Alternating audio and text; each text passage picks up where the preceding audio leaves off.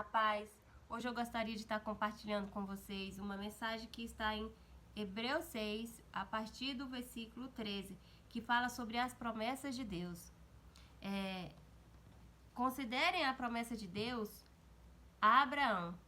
Uma vez que não havia ninguém superior por quem jurar, Deus jurou por si mesmo, disse ele. Certamente o abençoarei e multiplicarei grandemente seus descendentes.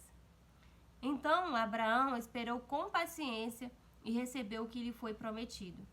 Quando a pessoa faz um juramento, invoca alguém maior que ela.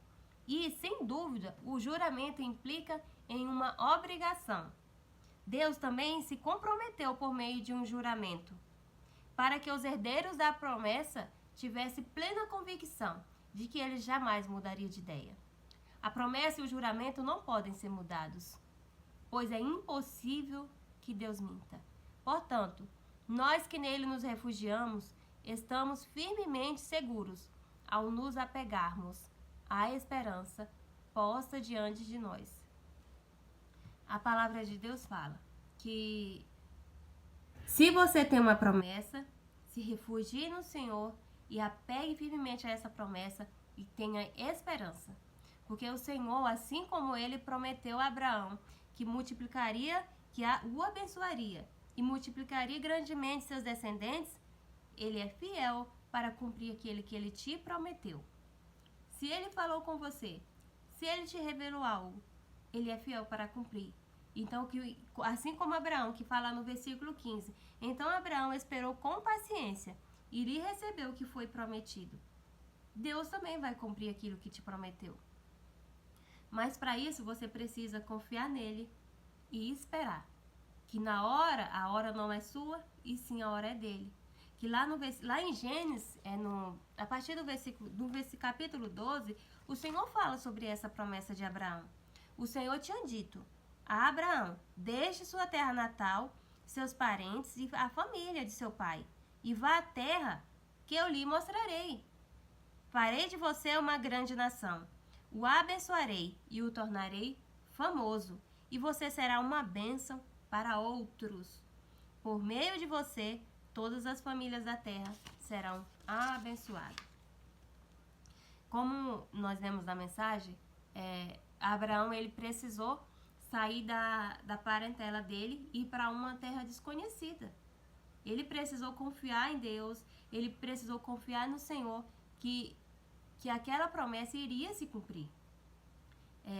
E quando nós vemos isso, nós olhamos para nós e pensamos, muitas das vezes nós temos uma promessa e no meio do nosso caminho, no meio dos nossos processos, nós desacreditamos dela. Será mesmo que isso vai acontecer? Será mesmo que isso vai se cumprir? Será mesmo que isso é para nós? Porque às vezes parece tão distante o cumprimento de alguma promessa nas nossas vidas, que muitas das vezes até desistimos dela, desacreditamos dela e não nos refugiamos nela com esperança, porque o Senhor fala: se refugie no Senhor e com esperança. A esperança é uma âncora firme e confiável para a nossa alma. Se nós não tivermos esperança que o Senhor ele vai cumprir aquilo que nos prometeu, provavelmente nós vamos desistir no meio do caminho.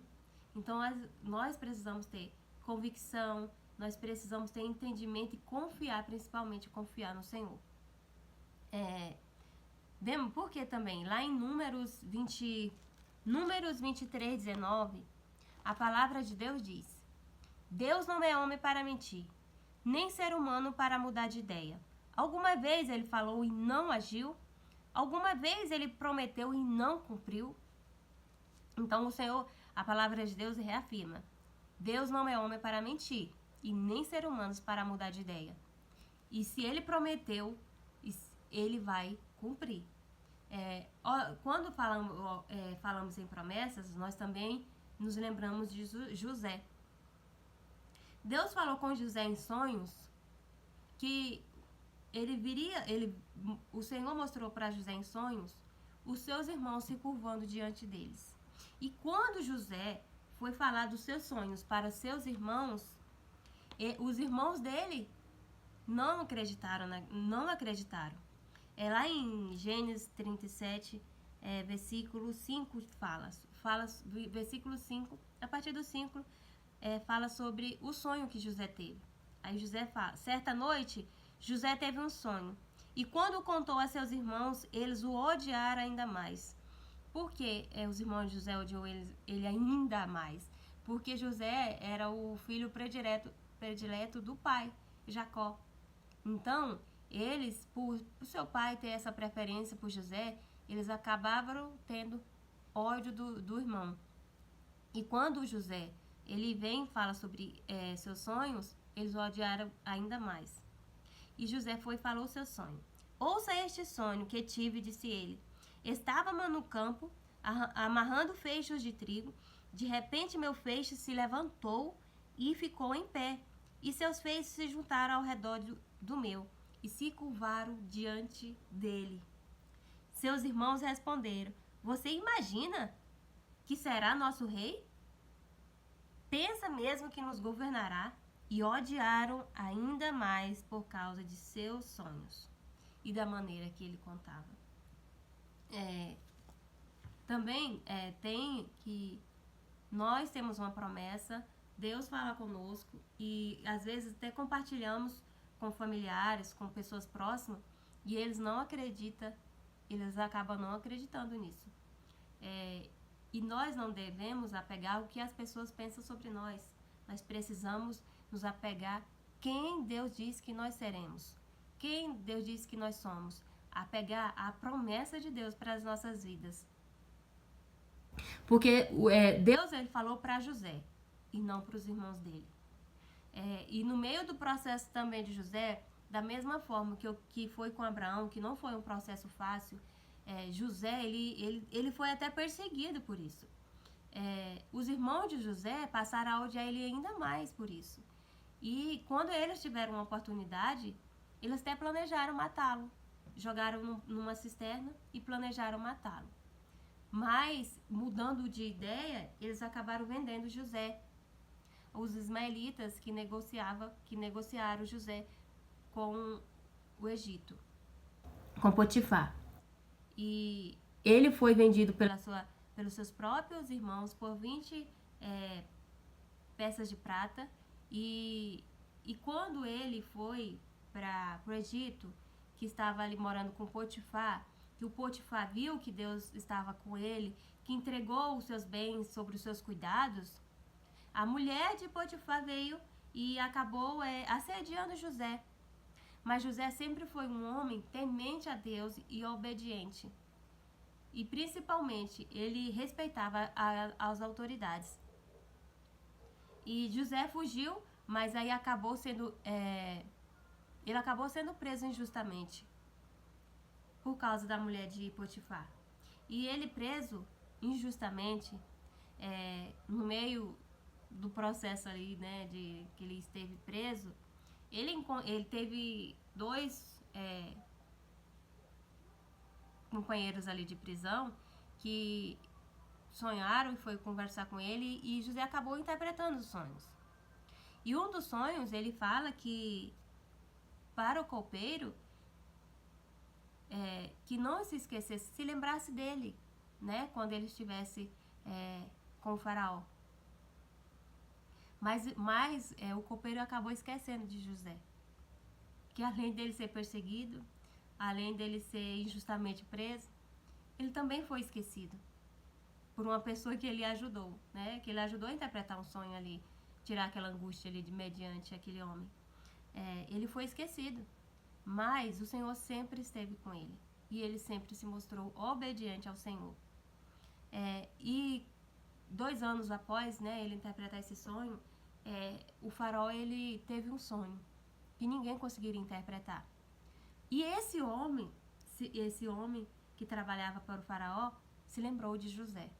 Se lembrou que José tinha interpretado o sonho dele. E sendo assim, o faraó mandou chamar José. E quando José ele interpreta o sonho do faraó e ele explica o que aquele sonho ali representaria, o faraó ficou admirado com a sua sabedoria. E colocou ele numa posição de governador e administrar todo o Egito. E que no meio daquele sonho também, quando ele interpreta o sonho do faraó, ele falava que existia, né, o período das 7 vacas magras e das 7 vacas gordas, né, que viria um tempo de boas colheitas, mas também que viria um período de escassez, de fome. E naquele período de fome, a família de José, os irmãos de José, foram até o Egito comprar alimento. E o que acabou se curvando diante do governador, que era José, que era o irmão que eles haviam vendido. Então, que assim como José, a história de José, o Senhor foi fiel para cumprir a promessa, aquele sonho que o Senhor tinha dado ali para José. Da mesma forma que o Senhor, ele cumpriu o que ele prometeu para Abraão, o Senhor não fala que no nossa caminhada, nos nossos processos, até que chegaremos a herdar nossas promessas, não seria fácil. O Senhor não falou sobre isso, que Jesus disse, no mundo nós teremos aflições. Mas o Senhor venceu o mundo. Então, que assim como as promessas que Deus fez a José, que Deus teve a Abraão, ele é fiel para cumprir. Deus não é homem para mentir. Então, que nós confiamos nas promessas que o Senhor confiou a nós, que nós tenhamos convicção de quem nós somos em Deus, né? E que em Isaías fala também, que diz que na hora certa o Senhor ele vem e nos abençoará.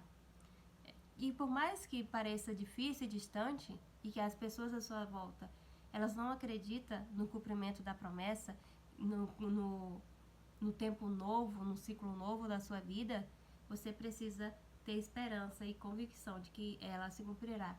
Precisa também confiar no Senhor. Tenha convicção de sua promessa. Suporte todo o processo com paciência. Assim como a palavra de Deus fala que Abraão ele esperou com paciência e recebeu o que lhe foi prometido. E José passou por diversas provas. Abraão passou por diversas provas. Deus falou com José. Deus falou com Abraão. Deus não falou com a família de José. Deus não falou com a família de Abraão. Porque a promessa de Deus era para a vida de Abraão e ela para a vida de José. E quando Deus mandou Abraão sair da terra, da parentela da família dele, ele saiu e foi obediente ao Senhor. E que nós, assim como eles, nós também sejamos obedientes a Deus. E que no meio das tempestades, no meio dos processos, das provas difíceis, nós conseguiremos avançar. Que nós conseguiremos ser aprovados nas nossas provas. Que nós cremos, que nós refugiemos, que nós confiamos e que nós tenhamos esperança. Que nós tenhamos fé. E no versículo 12 do capítulo 6, o Senhor fala: seguirão exemplo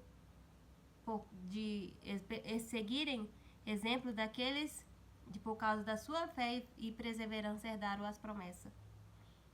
Em Hebreus 10, 23, a palavra do Senhor vai dizer que apegue-se firmemente, sem vacilar a esperança que professamos, porque Deus é fiel para cumprir as promessas. Então não tenha medo no meio da caminhada. Permaneça perseverando e permaneça tendo esperança e convicção de que as promessas de Deus se cumprirão na sua vida. Amém?